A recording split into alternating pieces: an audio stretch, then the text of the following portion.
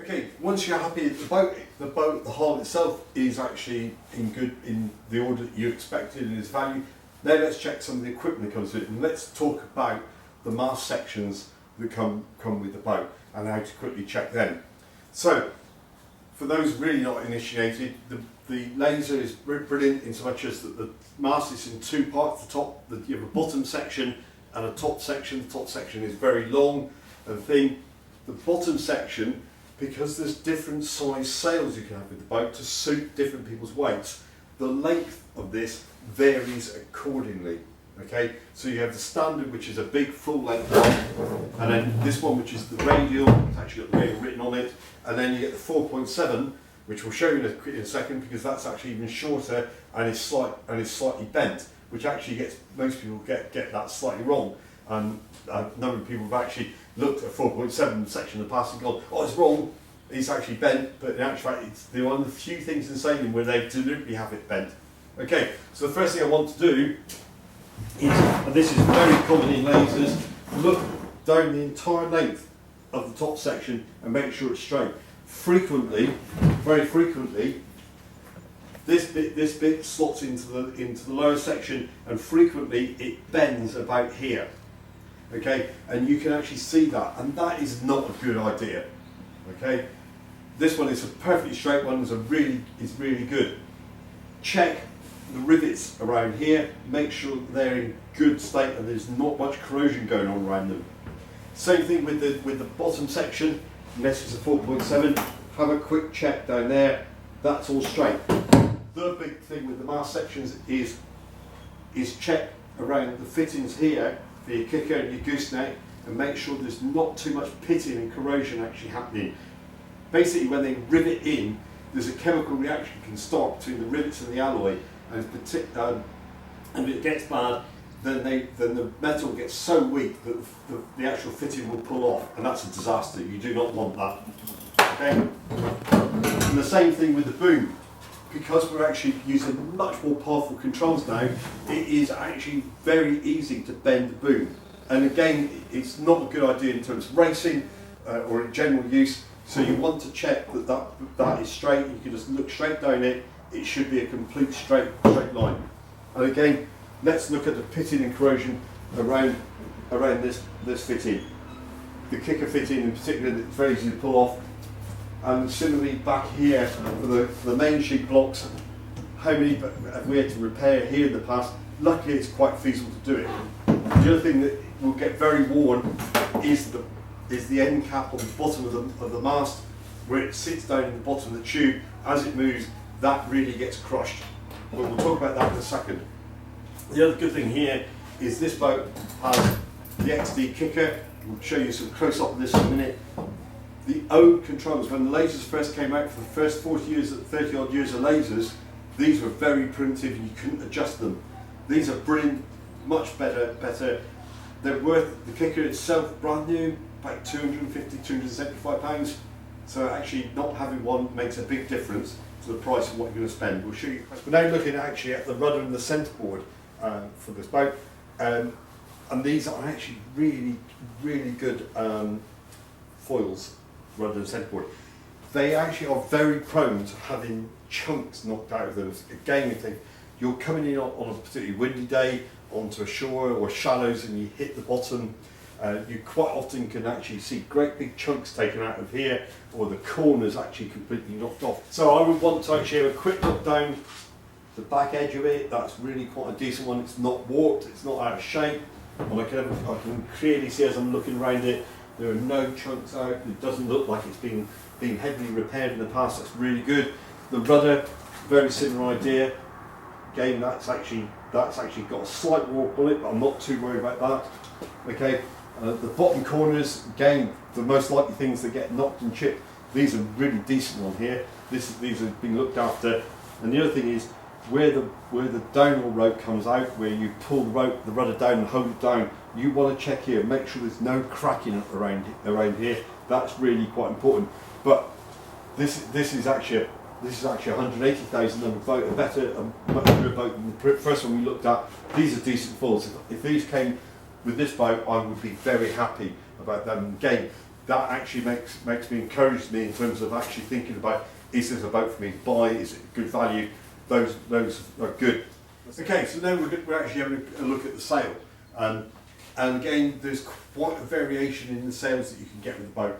For a start off, the size of them, you get standard, radial, or 4.7, getting smaller. This one is actually a standard, quite an old standard, or a full, what's sometimes referred to as a full sail. Okay, it has the laser logo on it with 3.8 on it. Don't ask me why it's got 3.8, but this is a standard full sail. It's a very old one. In actual fact, the cloth, when you feel it, it's lost its firmness. It's not crispy. It doesn't make a noise. This is actually a well-used sail, but it's actually completely serviceable. What you want to actually check through is that there's no great rips or tears in the sail. Make sure that the luff tube, which is the bit that the mast goes up through, is not broken, and there aren't tears going into the sail. Have a real check at the very top of the sail. If this loop here is broken, the sail can basically slide down as you're sailing. So again, just check that, that's actually fine. The back edge of the sail has these funny little pockets in them that you fit a batten into, and that helps support the sail. These are very prone to breaking in lasers. The batten can literally poke through, rip a hole here. And again, where they're taking it out. This one's actually fine. That's actually quite good. So just quickly looking around it. Yeah, although it's not a good sail for racing, there's nothing wrong with this sail. It's ready to be used. It's just for racing. It's not good. On an old boat, this is if you're buying a £500, £600, £700 boat, this is the type of sail you're likely to get with it. If you're going to even take part in club racing, this is going to hold you back. It won't have the performance that a better sail, which we'll show you now, will actually have. Okay, and I'm actually now looking at a much better quality radial sail. It's actually it's a smaller sail than the standard one.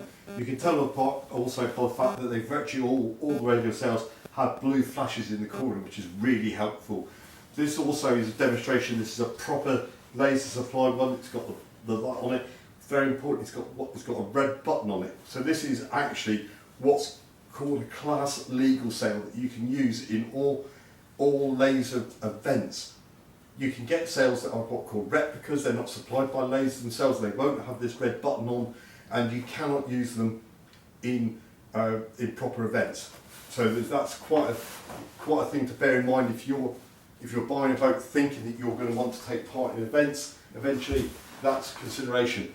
This is a better quality sail. You can see the fabric looks a lot better, both in just by appearance, but by feel of it. It actually hasn't got creases in it. It's been well looked after. There's a lot of life left in this sail. So in actual fact, for racing at club level, you will get 3 years use out of this sail for it to be competitive, which is really good. Looking at the top here, yeah, it's not capsized very often and got stuck in the mud, because again that quite often actually happens. These buttons, bam, yeah, there we go. There's the immediate problem with the button pocket. If you don't get that fixed, the button could actually, as you put it in, could actually come out through there, which is not a good idea.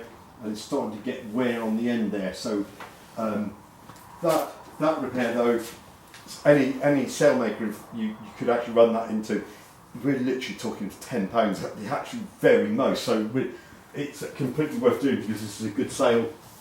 Everything else is all right about this, like the other button pockets. Yeah, same thing there. So this is why you always actually get the sail out, completely unroll it, go all around it, and make sure there's no damage, there's nothing wrong with it. Otherwise, you might discover it the first time you try and go sailing. Okay, the very last thing to look at are things like the launching trolley and the cover. I mentioned the launching trolley earlier on. You want to have a proper galvanised launching trolley with a laser. That's alloy one that's been dipped the galvanising to protect it so it won't rust. You want to look at all the axles and the hubs just to make sure that there's no mass corrosion going on. Look at the tyres and make sure that they're not massively deflated. and particularly look at how the bows are supported there, and the snubber noses, pretty obvious thing, and also the cover. Any boat really is going to be left outside. You need to have a cover on it just to stop all the weather, all the crap that's going to come down and get into it. Otherwise, every time you go to the boat, you're going to have to clean it and wash it, which is a bit of a. But again, covers are quite a thing. You particularly need to actually check, are all the straps actually working properly. This one actually neat, you can see here, as that's actually got a piece of bungee cord on it, and the area there is broken, so that's why that. Otherwise, it's a good cover. Look all over it. Is it torn? Is it ripped? Will it actually last? And again, that sort of thing is reflected in the boat. So, turn up when you spend some time before you even start looking at the second-hand market. Spend a bit of time researching, go through all the different websites that sell boats, and actually plot the number of the boat, what comes with it, and what the value, what the price has been asked. And that way, you will start gauging a complete price area for different ages of boats, and what sort of budget you've got, what sort of number you're going to get.